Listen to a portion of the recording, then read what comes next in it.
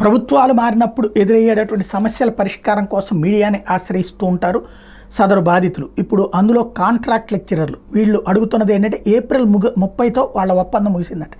మే నుండి జీతాలు లేక అలమటిస్తున్నారు కాంట్రాక్ట్ జూనియర్ లెక్చరర్లు. కొన్ని శాఖలో కాంట్రాక్ట్ ఉద్యోగులు ఏప్రిల్ నుంచి రెగ్యులర్ అయి పర్మనెంట్ జీతం తీసుకుంటుంటే ఎలక్షన్ కోడ్ వల్ల విద్యాశాఖలో ప్రక్రియ ఆగిపోయి రెన్యువల్ కోసం ఎదురు చూస్తున్నటువంటి దయనీయమైనటువంటి దుస్థితి. మంత్రి లోకేష్ గారు స్పందించి మే నెల నుంచి రెన్యువల్ ఇప్పించి ఆదుకోవాలని వేడుకుంటున్నారు.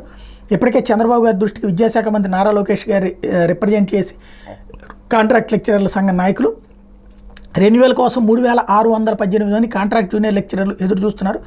మే 1 నుంచి రావాల్సిన కొనసాగింపు ఉత్తర్వులు ఇంతవరకు రాలేదు. మే నెల మినహాయించి జూన్ నుంచి 11 జూన్ నుంచి ఏప్రిల్ చివరి వరకు నెలలో ఇవ్వబోతున్నారు అధికారులు. ఇప్పటికే మే నెల నందు ఫెయిల్ అయిన విద్యార్థులకు తర్ఫీదు తరగతులు, నిర్వహణ, అడ్మిషన్స్, డ్రైవ్ డ్యూటీలు, ఎలక్షన్ విధులు, సప్లిమెంటరీ పరీక్షలు మరియు మూల్యాంకన విధులు నిర్వహించి విరామం లేకుండా పనిచేశాము.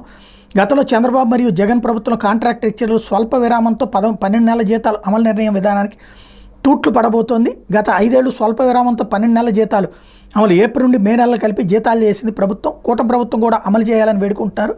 2024-25 విద్యా సంవత్సరం ప్రారంభమై 40 రోజులు గడుస్తున్న ఇప్పటిదాకా రాష్ట్రంలోని ప్రభుత్వ జూనియర్ కళాశాల అధ్యాపక పోస్టులో అధిక సంఖ్యలో 3618 మంది పనిచేస్తున్న కాంట్రాక్ట్ లెక్చరర్ల సేవల రెన్యువల్ ఉత్తర్వులు జారీ కావడంతో వైపు కాంట్రాక్ట్ లెక్చరర్లు వారి కుటుంబాల ఆందోళన గురవుతుండగా మరోవైపు విద్యార్థులు తల్లిదండ్రులు కూడా ఆందోళన వ్యక్తమవుతుంది.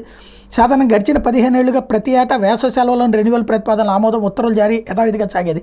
కానీ సార్వత్రిక ఎన్నికల సంవత్సరం కావడం మూలంగా అధికారులు ఉదాసీనత వల్ల జాప్యం జరుగుతుందని ఆరోపణలు వస్తున్నాయి. ప్రభుత్వ విద్యాశాఖ అధికారులు వైఫల్యం మూలంగా రాష్ట్ర వ్యాప్తంగా 3618 మంది భవితవ్యం త్రిశంకు స్వర్గంలో ఉందని చెప్పి బాధపడుతున్నారు. 3 విడతలుగా అడ్మిషన్ షెడ్యూల్ వెలువడ్డాయి కానీ కాంట్రాక్ట్ లెక్చరర్లు రెన్యువల్ ఉత్తర్వులు జారీ చేయలేదు. విద్యాశాఖ, ఆర్థిక శాఖ అధికారుల మధ్య సరైన సమన్వయం, అవగాహన లేకపోవడంతో ఇలా జరుగుతుందన్నటువంటిది వాళ్ళ ఆవేదన.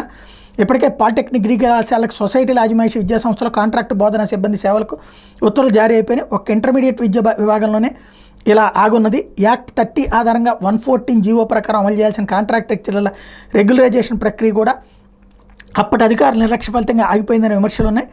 అందరితో ఆగకుండా కనీసం రెన్యువల్ చేయడం అనే రొటీన్ కార్యక్రమం కూడా అమలుకు నోచుకోవడం లేదు. లోకేష్ గారు జోక్యం చేసుకుని ఈ సమస్యను పరిష్కరించాలన్నటువంటిది వాళ్ళు కోరుతూ ఉన్నారు. ఈ మేరకు రాష్ట్ర కో చైర్మన్ కాంట్రాక్ట్ లెక్చరర్లు చేసి విజ్ఞాపన చేస్తోంది.